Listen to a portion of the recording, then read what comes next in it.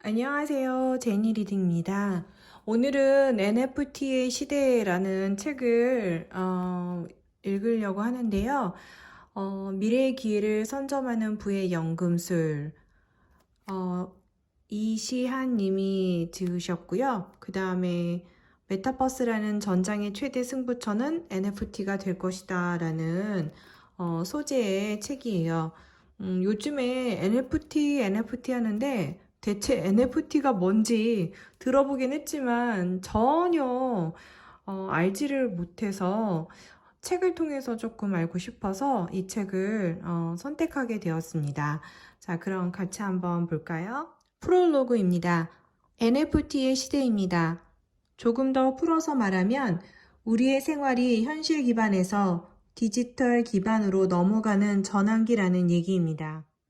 메타버스가 사회적 상호작용을 통한 경제 활동이 일어나는 가상 공간이잖아요. 바로 이 경제 활동이 일어나기 위한 조건이 NFT입니다. NFT는 무한히 복사될 수 있어서 가치가 없는 디지털 코드에 자산의 가치를 부여하는 기술입니다. 그럼 차례를 보겠습니다. 1강 NFT에 올라타다. 2강 NFT와 메타버스 그리고 암호화폐. 3강 NFT 투자로 돈 벌기. 4강 NFT를 비즈니스에 활용하는 법. 5강 NFT 연금술. 알케미 7. 미래의 부를 만드는 7가지 신인 재상.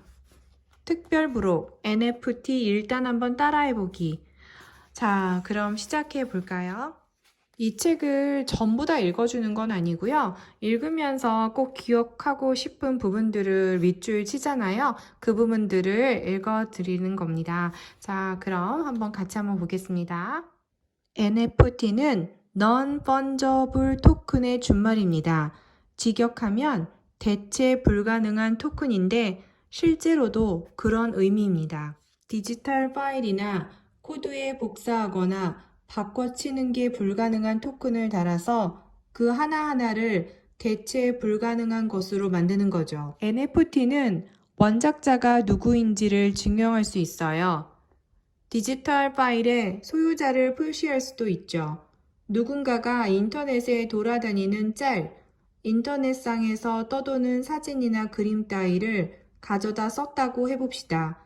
이때 그 짤이 NFT라면 원본의 소유자가 누구인지 확실하게 알 수 있기 때문에 저작권이나 사용권의 문제를 협상할 수 있습니다. 블록은 거래 정보가 담긴 단위인데요.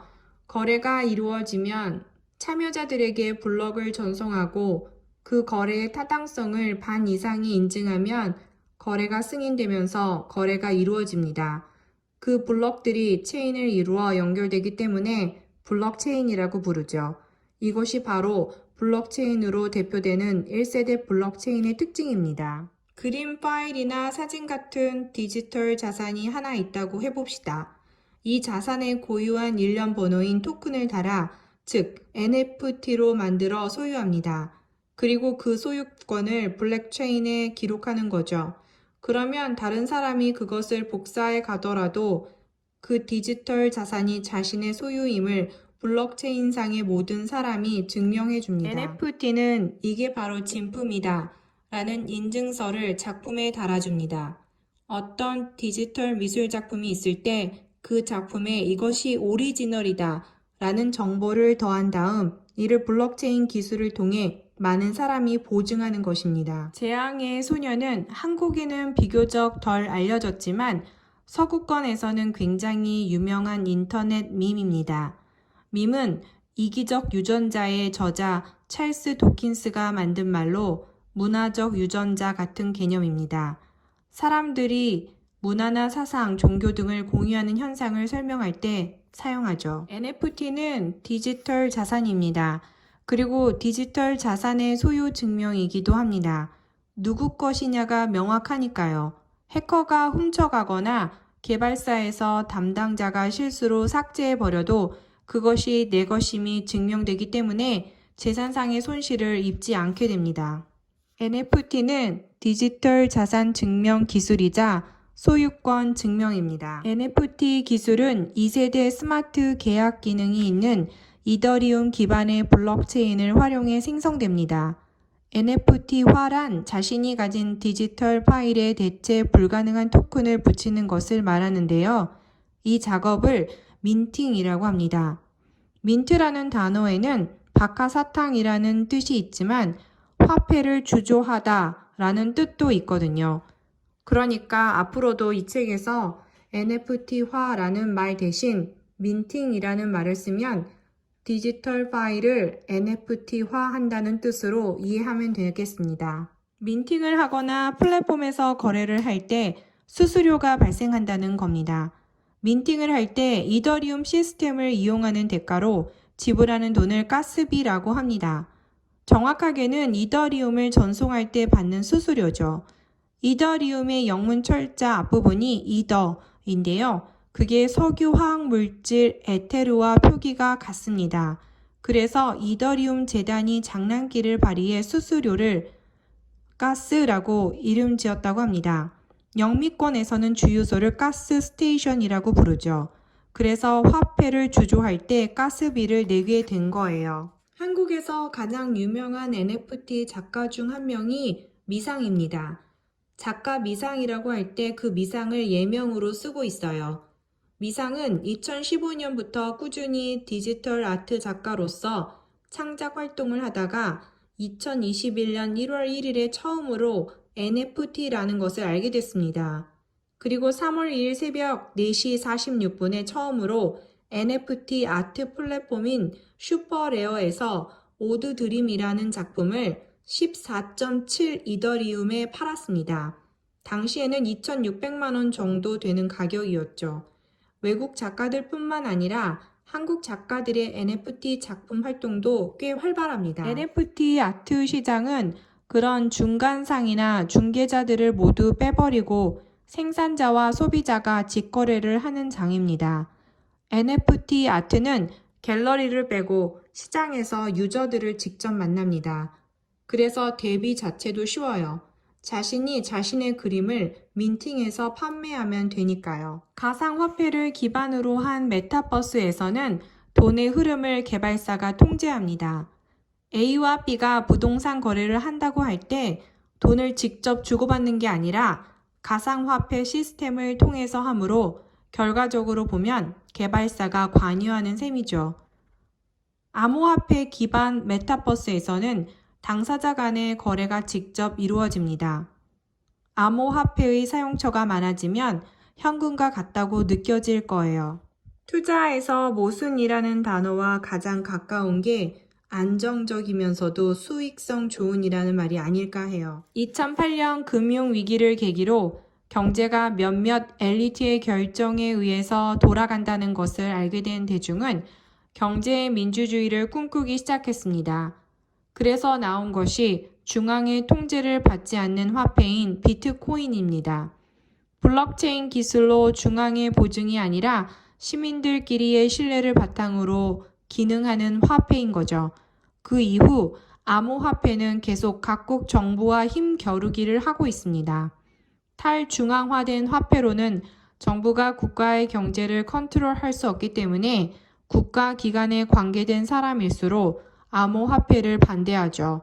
반면 민간 기업에 있는 사람일수록 암호화폐를 찬성하는 경향이 있습니다. NFT는 가상자산이니만큼 자산이라는 부분에 주의를 기울일 필요가 있습니다.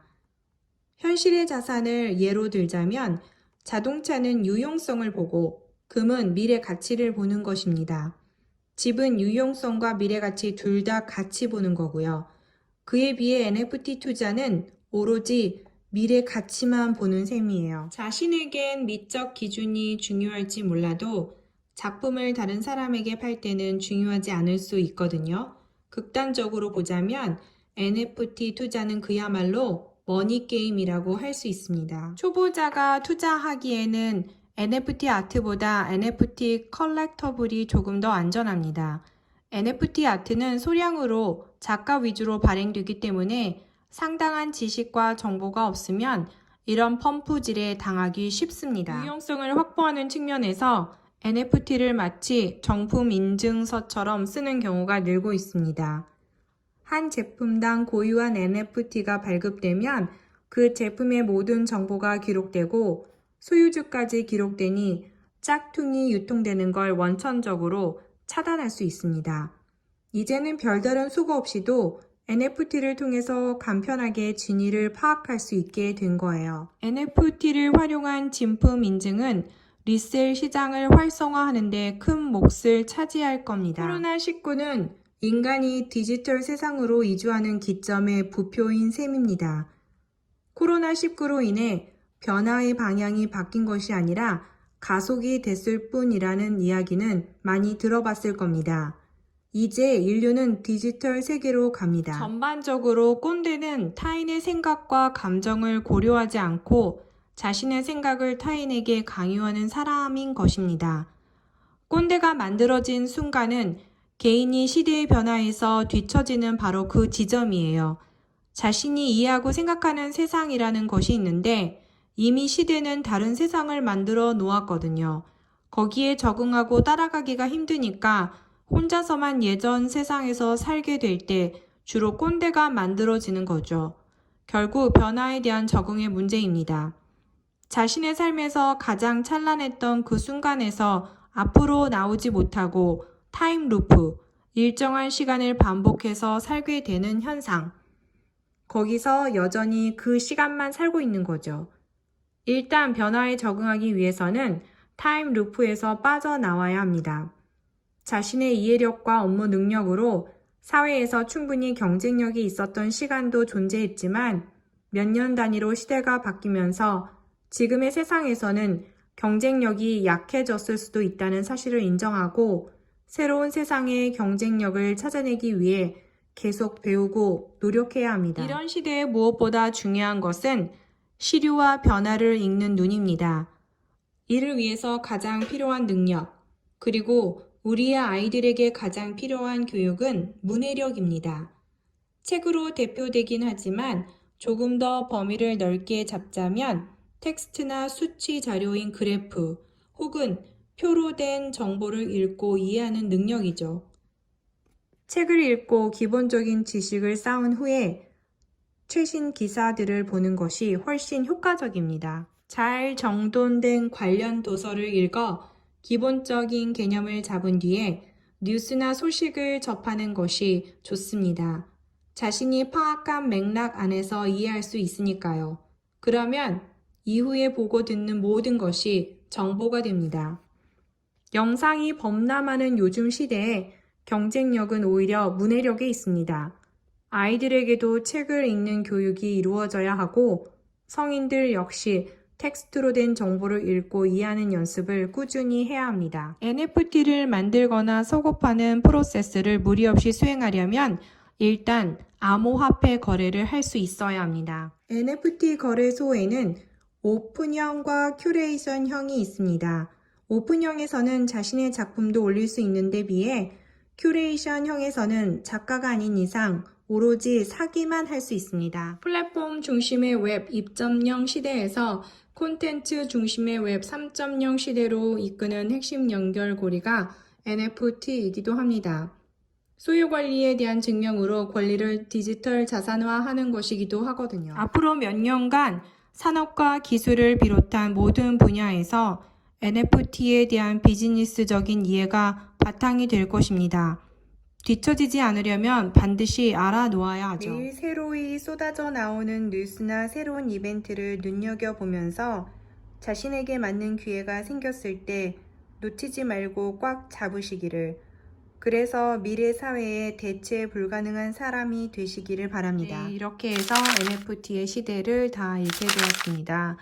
NFT가 무엇인가 하고 굉장히 조금 어려웠었는데 막상 이 책을 읽고 나니까 이런 거구나 라는 좀 윤곽이 잡히는 것 같아요.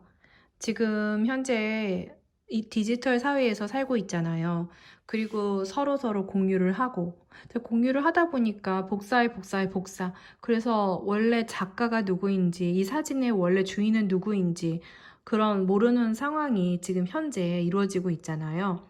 그런데 NFT의 시대가 온다면 원래 작가가 누구이고 그 원래 주인이 누구인지 그리고 이거는 내 거야 라고 이제 인증을 받을 수 있는 그런 시대가 되는 거예요. 그렇기 때문에 지금 디지털 사회에서 NFT는 정말 필수가 되는 거죠. 그래서 NFT에 대해서 어느 정도 윤곽이 잡히기 때문에 뉴스를 들어도 이제는 무슨 얘기인지 알 수 있을 것 같아요. 이렇게 해서 저와 계속해서 책을 읽고 싶다면 좋아요와 구독 눌러주세요. 다음에 또 만나요.